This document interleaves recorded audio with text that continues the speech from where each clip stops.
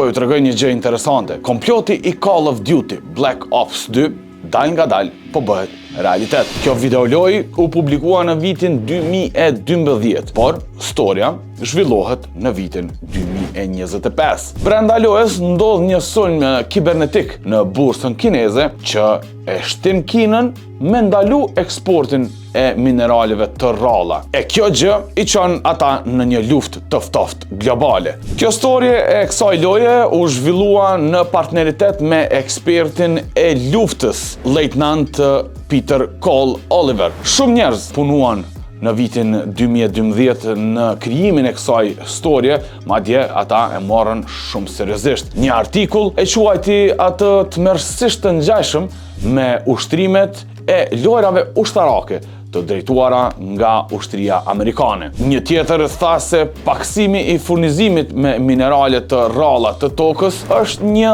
organizim i arsyeshëm dhe një gjë që me të vërtet mund të çojë deri te lufta e ftoftë në jetën reale. Foreign Policy publikoi një artikull me titullin "Pavarësisht se çfarë thon Black Ops 2, mineralet e rralla të tokës nuk do të shkaktojnë një luftë të ftoftë mes Kinës dhe SBA-s." Rreshti i parë shkruante: "Nuk mund ta besoj se duhet ta them këtë, por e ardhmja nuk do të duket si në Call of Duty."